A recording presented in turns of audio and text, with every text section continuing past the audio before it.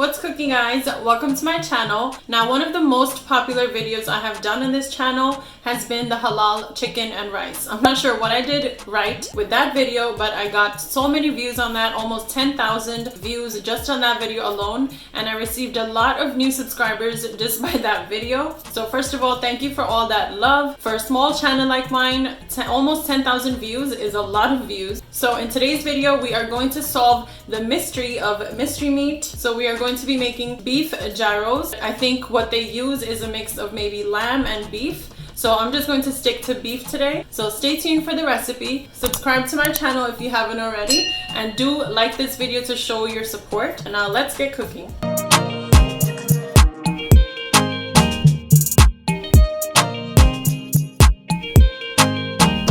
So before we get into the main recipe, I just want to mention that I made my own flatbread using my 2-ingredient naan recipe. Naan and flatbreads are very similar in texture and taste. So if you want to make your own, you can use my 2-ingredient naan recipe, or you can just get the store-bought ones. That's completely fine too. So let's start by making our tzatziki sauce, which is the main sauce that you put in gyros. For that, you want to use 1 cucumber. This is like a medium size, and I'm just peeling the skin off of the cucumber. Now I'm just grating my cucumber onto a kitchen towel.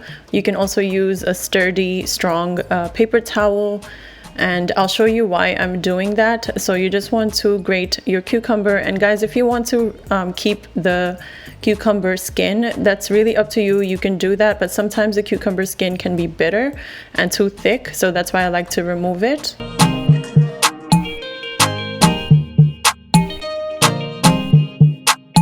And then you just want to fold your kitchen towel into like a little pouch or a little pocket, and just drain all of your liquid that comes from the cucumber into a bowl or just straight into a sink.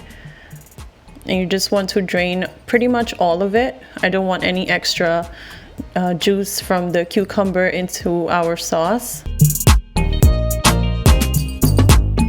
And then now for our ingredients for the tzatziki sauce, and I'm using 1 cup of yogurt. Typically you would use Greek yogurt, but I just didn't have it. Then I'm using 2 cloves of garlic that I finely chopped, 1 teaspoon of lemon juice, half a teaspoon of dried parsley, half a teaspoon of onion powder, and then half a teaspoon of black pepper, but you can use it to your taste, and then salt to taste. I added a generous 2 pinches. And then you're just going to mix all of your ingredients up, and as soon as I started to mix this, I smelled the garlic being incorporated with the rest of our ingredients like the yogurt and the cucumber, and it just smelled so refreshing and just really amazing. So once you have this mixed, you want to cover this up and put it in the fridge. So I have 1 medium onion here and about 6 cloves or more of garlic, and I pulsed those in my little food processor here, and I'm adding that to 2 pounds of ground beef or just lamb if you want to use that. Then we have dried oregano, cumin powder, half a teaspoon of pepper flakes, turmeric powder, 1 teaspoon of black pepper, half a teaspoon of coriander powder, and some salt to taste. Then you're gonna add 2 eggs, which I have here at room temperature, and just some seasoned breadcrumbs. I eyeballed in about a cup. So you want to mix this long enough, so at least a minimum of 4 minutes, to extract the protein out of our beef here. And basically you're going to know that the protein extraction has begun once the meat starts to get a little bit sticky. So basically protein extraction allows the protein in the meat to better encapsulate the fat, which holds the water and the fat content together really well.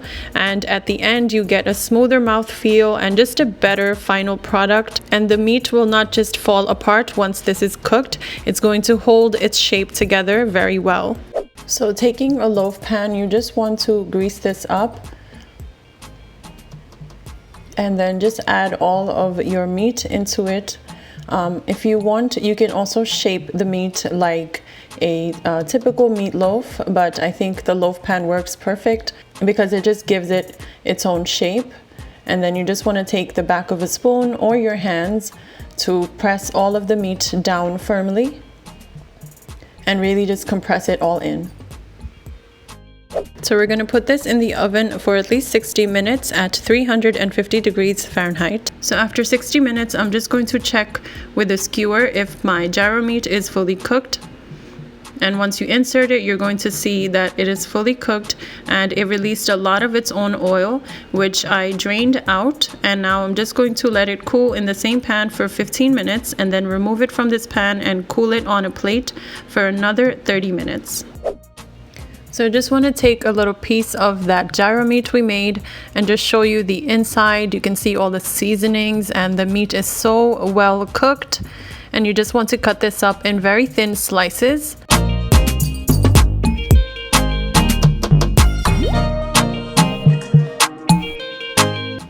So let's assemble our beef gyro. So you already see I have my homemade flatbread and I'm just slathering my homemade tzatziki sauce on it. And then you want to top that off with some lettuce, tomatoes, some onions. And then you want to take your beautiful juicy beef gyro meat that you made at home, that mystery meat, and fill that up on that gyro we're making. And then I'm just putting a little bit more of the tzatziki sauce on it. And of course, you cannot forget your choice of hot sauce.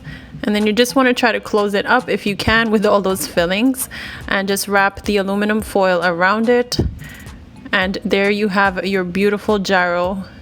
You probably haven't seen such a beautiful gyro before. That looks incredible. And I can't wait to try it for you in the taste testing part. So let's do a taste testing, guys. I haven't done one of these in the last few videos. I'm really glad I'm doing this taste testing for you so you guys could really understand the flavor profiles that are going on in our gyro today. So look at our gyro, guys. It looks very, very authentic. New York City street style, which is one of my favorite things to get. It's cheap. It's like $5. Some places it's even $4. So you cannot beat such a great deal. And for the amount of food you get, the price is like priceless. So let's try this out. Oh my God. Oh wow.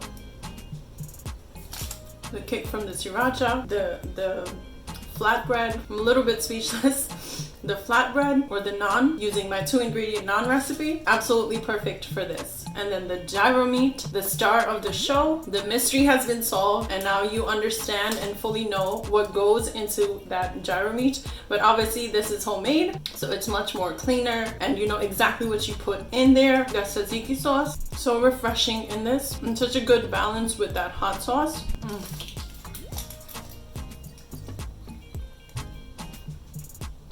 I don't think I will ever buy another gyro. Actually, no, I lied. Of course, I'm gonna buy another gyro from New York City streets. Now that we know how to make this at home, I'm gonna be making this pretty often. You can even freeze the meat after cooking it. It's probably gonna last in the freezer for a while. You can just take it out, defrost it, and just fry it up lightly. A++ all the way. So that's it for today's video, guys. I hope you enjoyed solving the mystery of mystery meat with me today. And I hope you enjoyed my beef gyro recipe. Pretty much everything we made was homemade except for the hot sauce and the salad. So I really hope you enjoyed it and I hope you try this recipe out at home. And let me know in the comments below what you guys think of today's recipe. So don't forget to subscribe before you leave. Like this video to show your support. And I'll see you in the next video, guys. Take care until then.